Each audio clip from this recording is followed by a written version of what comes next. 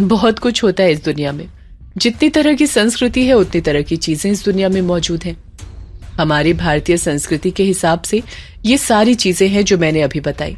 अब देखो ना, विदेशों में वैम्पायर भी है और भी कई तरह की चीजें हैं जिन पर लोग विश्वास करते हैं। बस ये समझ लो, जैसे कोई इंसान हिंदू धर्म में रमेश है तो मुस्लिम में रहीम और क्रिश्चियन में रॉबर्ट। वैसे ही इन सब के नाम बदल जाते हैं लेकिन काम सब वही करते हैं। तारा की इस बात पर छलावा ने पूछा, अच्छा एक बात तो बताओ, ये जो बंजारन है वो क्या है? चुड़ैल, डायन या फिर भूत, क्या है वो? तारा ने जब भूत, चुड़ैल और डायन के बारे में बताया तो छलावा ने उत्सुकता के साथ पूछा, अच्छा एक बात तो बताओ, ये जो बंजारन है वो क्या है? चुड़ैल, डायन या फिर भूत, क्या है वो?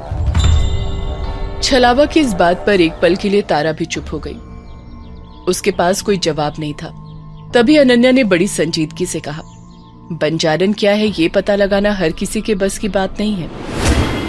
अनन्या की इस बात पर तारा बड़ी गौर से उसे देखते हुए बोली, पता नहीं कैसे, लेकिन अनन्या सही समय पर बहुत सही बात बोलती है। बंजारन क्या है मैं भी ठीक ठीक नहीं बता सकती हूँ, बस अंदाजा लगा सकती हूँ। छलावा ने कहा, हाँ तो अंदाजे से ही बताओ ना वो क्या है। तारा बोली, बंजारन जो कुछ भी है बहुत शक्तिशाली है, मतलब डायन और चुड़ैलों से भी कहीं ज्यादा शक्तिशाली। तारा की ये बात सभी बड़े गौर से सुन रहे थे, लेकिन ध्रुव को जैसे इन बातों से कोई मतलब ही नहीं था। वो बस चुपचाप ये सारी बातें सुन जरूर रहा था लेकिन कुछ भी रिएक्ट नहीं कर रहा था। लेकिन विकी को बड़ा मजा आ रहा था क्योंकि उसके लिए ये सब नया था। छलावा ने बोला, ये क्या बात हुई तारा? बंजारन के बारे में सिर्फ इतना कि वो शक्तिशाली है और कुछ नहीं। विकी ने आगे कहा, हाँ तारा, आखिर वो भी तो इसी दुनिया में है, तो किसी न किसी जाति प्रजाति में तो आती होगी ना। मेरा मतलब चुड़ैल, डायन, प्रेत, भूत या जो भी होते हैं इस दुनिया में। तारा ने जवाब में कहा, विकी वैसे बात तो तुम्हारी सच है, लेकिन फिलहाल मैं इतना कह सकती हूँ कि वो बहुत शक्तिशाली है। इससे ज्यादा मेरे पास कहने के लिए कुछ भी नहीं है, क्योंकि कई बार कुछ ऐसी शक्तियां हमारे सामने आ जाती हैं जिनसे हमारा पहले सामना नहीं हुआ होता है और उसे पहचानने में वक्त तो लगता ही है। और सच बताऊं, बंजारन से लड़ने के लिए ये पता होना जरूरी है कि वो है क्या। जब तक ये पता नहीं चलेगा, मैं क्या कोई भी जानकार उसका कुछ नहीं कर पाएगा।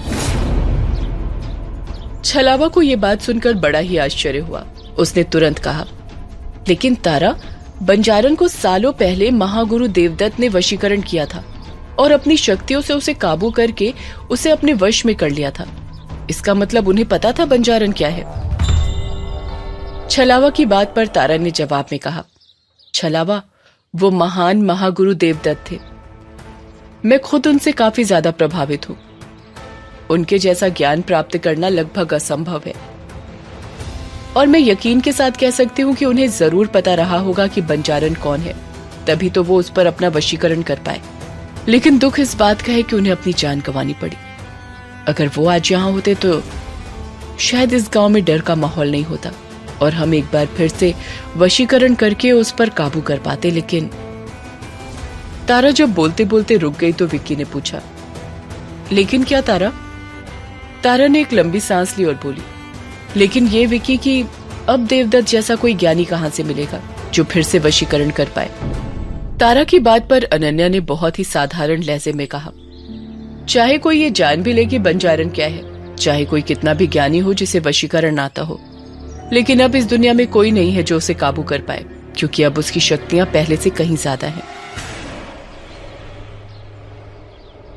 अनन्या की बात सुनकर सब हैरान रह गए कि आखिर वो इतने विश्वास के साथ कैसे कह सकती है कि उसे कोई काबू नहीं कर पाएगा। तारा ने तुरंत पूछा, अनन्या, तुम इतने विश्वास के साथ कैसे कह सकती हो कि कोई उसे काबू नहीं कर पाएगा? अनन्या ने मुस्कुराते हुए जवाब दिया, अरे ऐसा विश्वास मुझे नहीं है, ऐसा विश्वास पुजारी जी को है। याद है तुम्हें छलावा, जब कुछ दिन पहले, मेरा मतलब पिछली अमावस्या के पहले, जब रघु के घर पर यही वाला निशान मिला था, तब पुजारी जी ने क्या कहा था कि बंजारन घर के किसी मर्द को जो मुख्य आदमी है उसे मौत की नींद सुलाती है। लेकिन उसने पिछले अमावस्या को रघु की बीवी बिंदिया को अपना निशाना बनाया था और उसकी लाश कुएं के पास मिली थी। तब पुजारी जी ने क्या कहा था, इस बार वो लौटी है तो बहुत ही शक्तिशाली होकर लौटी है, क्योंकि इस बार वो मर्द या महिला किसी को भी अपना शिकार बना सकती है। मतलब गांव का हर एक शख्स खतरे में है। ये सुनकर तारा के होश उड़ गए। उसने कुछ सोचते हुए पूछा, मुझे ये बताओ, उसने पिछली अमावस्या को जिसे भी मारा था तो क्या उसका खून भी पिया था? मेरा मतलब है, क्या उसके शरीर से खून गायब था या बहा हुआ था? छलावा ने तुरंत जवाब दिया, यही तो बात है तारा कि बिंदिया भाभी की लाश के पास से खून की एक बूंद भी नहीं मिली और ना ही भाभी के शरीर में कहीं किसी तरह का निशान मिला। पुलिस खुद हैरान थी कि आखिर ये मौत कैसे हुई। हालांकि वो लोग ये नहीं मानते कि ये बंजारन का काम है। और हाँ, एक और चीज ध्यान देने वाली बात है कि बिंदिया भाभी के नाखून गायब थे और बाल भी कटे हुए थे। और गांव के बड़े बुजुर्गों के मुताबिक पहले भी जो मौतें होती थीं, लाश से नाखून और बाल गायब होते थे। तारा ने कुछ सोचते हुए खुद से कहा, इसका मतलब वो पिशाच भी नहीं है। लेकिन ऐसा तो मैं पहली बार देख रही हूँ कि किसी के शरीर से सिर्फ नाखून और बाल ले जाए। विकी ने कहा, अरे तारा, मन में क्या बोल रही हो? जरा जोर से बोलो। और ये पिशाच क्या होता है? मैं तो पहली बार सुन रहा हूँ। तारा के दिमाग में कुछ और ही चल रहा था। उसने सोचते हुए जवाब में कहा, पिशाच अंधेरी दुनिया के वो जीव हैं जो इंसानों का खून पीते हैं। इंसानों के बीच रहते हुए भी समझ में नहीं आते।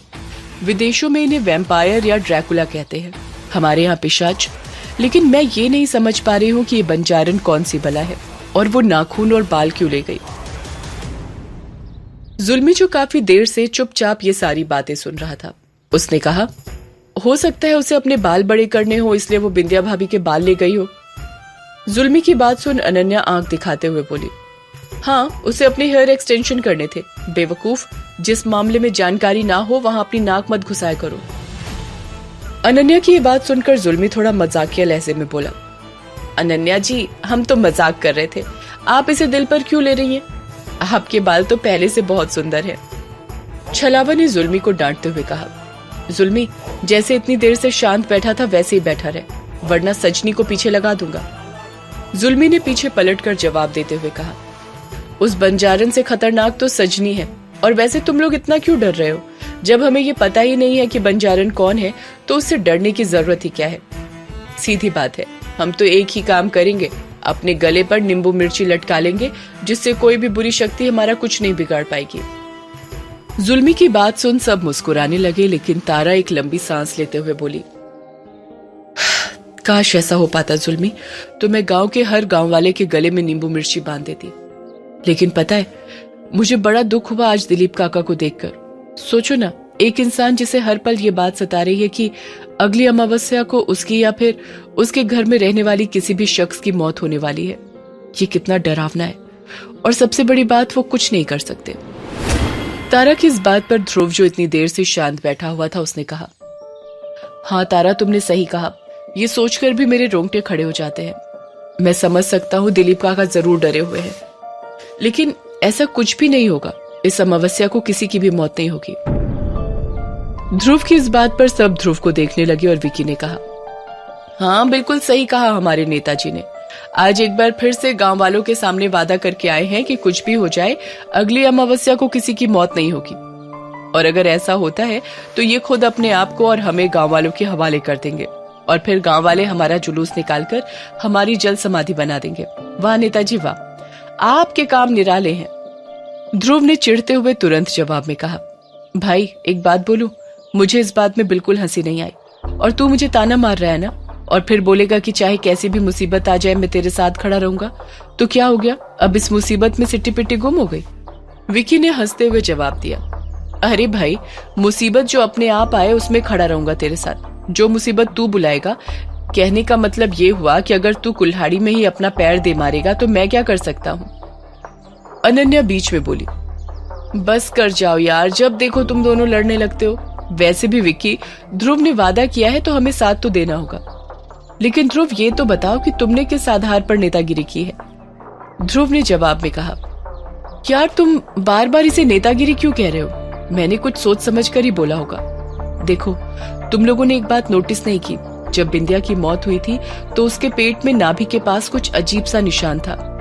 मुझे जहां तक याद आ रहा है वो नीला नीला या काला निशान था। तो मुझे ऐसा लगता है कि जरूर बिंदिया को किसी ने जहर देकर मारा होगा।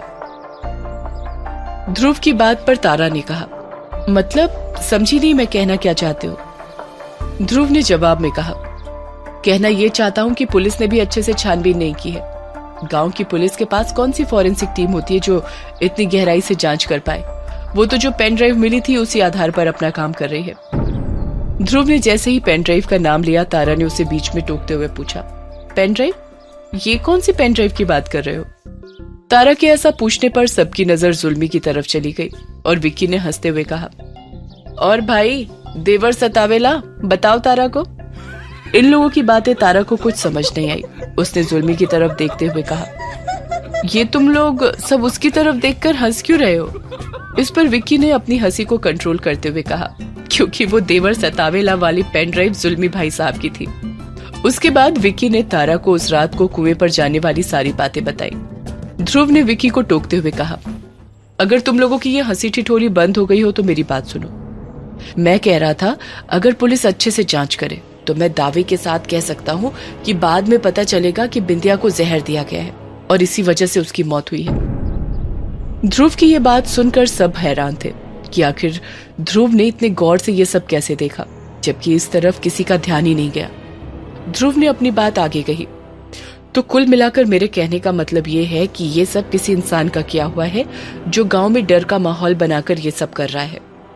तारा जो गौर से ध्रुव की बातें सुन रही थी, उसने कहा, लेकिन ध्रुव, जो भी इंसान ऐसा कर रहा है उसका आखिर कोई ना कोई मकसद होगा ये करने का।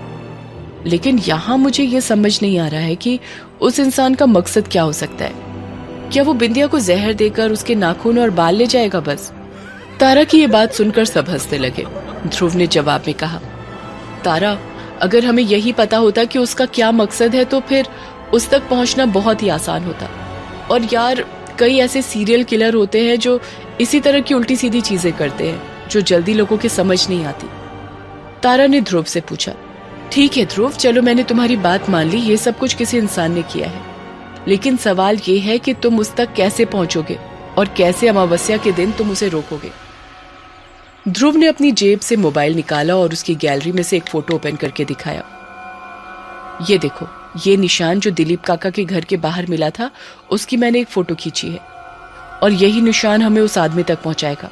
मेरा कहने का मतलब ये है कि ये निशान जितनी सफाई से बनाया गया है वो कोई आम इंसान नहीं बना सकता। जरूर इस गांव का, आसपास का कोई कलाकार होगा या उसके पास ये निशान बनाने का सांचा होगा। सबने बंजारन के बारे में इतना कुछ सुन रखा था कि ध्रुव की बात पर किसी को यकीन नहीं हो रहा था। फिर भी अनन्या ने कहा, चलो मान लिया कि ये किसी कलाकार का है या किसी के पास इस तरह का सांचा है, तो मुद्दे की बात यह है कि तुम उस तक पहुंचोगे कैसे?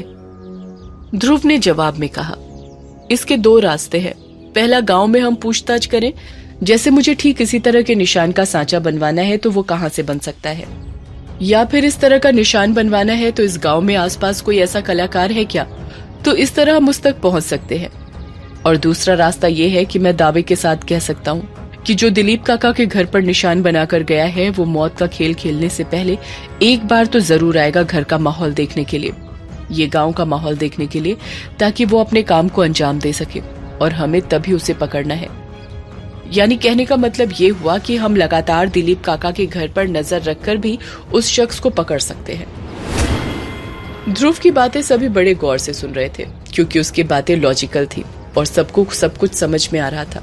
तब छलावा ने कहा, लेकिन ध्रुव, जब रघु के घर पर यह निशान मिला था तब छोटे मालिक ने अपने आदमियों को रघु के घर पर तैनात कर दिया था। फिर भी क्या हुआ? बिंदिया भाभी की मौत हुई ना। फिर ये कैसे मान ले कि हम लोग दिलीप काका के घर पर नजर रखेंगे तो इससे उनकी जान बच जाएगी? ध्रुव ने छलावा की बात का जवाब देते हुए कहा, छलावा, तुमने शायद गौर नहीं किया, उस दिन रघु ने खुद बताया था कि रात के समय उसकी बिटिया की तबीयत खराब हो गई थी, जिसके लिए दवाई लेने के लिए बिंदिया घर से बाहर गई थी। बस अब तुम खुद सोचो कि शिकारी बाहर घूम रहा है और तुम अगर घर से बाहर निकले तो वो तो शिकार करेगा ना, और उसके लिए तो और आसान हो गया। अगर बिंदिया उस दिन नहीं निकलती तो मैं दावे के साथ कह सकता हूँ ना तो रघु और ना ही बिंदिया किसी की भी मौत नहीं होती और हम लोग भी इन चक्करों में नहीं फंसते और अभी आराम से अपने अपने घरों में होते। ध्रुव की बात पर तारा ने हामी भरते हुए कहा, ध्रुव ठीक कह रहा है, उसे उसकी तरह से काम करने दो, मैं और पुजारी जी हमारी तरह से करेंगे और वैसे भी हम दोनों के तरीके अलग हैं। लेकिन मकसद तो एक ही है ना, कि गांव में शांति हो जाए। तारा की बात पर छलावा ने पूछा, ध्रुव को तो पता है उसे क्या करना है, लेकिन तुम बताओ, तुम्हें तो ये नहीं पता वो क्या चीज है, तो क्या करोगी? छलावा की बात पर तारा ने उसे समझाते हुए कहा, देखो, जरूरी नहीं है कि हमें जितनी चीजें पता हो सिर्फ उतने का ही अस्तित्व है। कई सारी ऐसी शक्तियां हैं इस पूरे ब्रह्मांड में जिन्हें समझने में जिंदगी गुजर जाती है, तब भी वो समझ नहीं आती। अभी के लिए तुम इतना समझ लो, वो एक ऐसी काली शक्ति है या साया है जो सबके लिए खतरा है। तारा की बात से छलावा ने हताश होते हुए कहा, तारा, अगर तुम कुछ नहीं कर पाओगी तो अभी कौन हमारी मदद करेगा?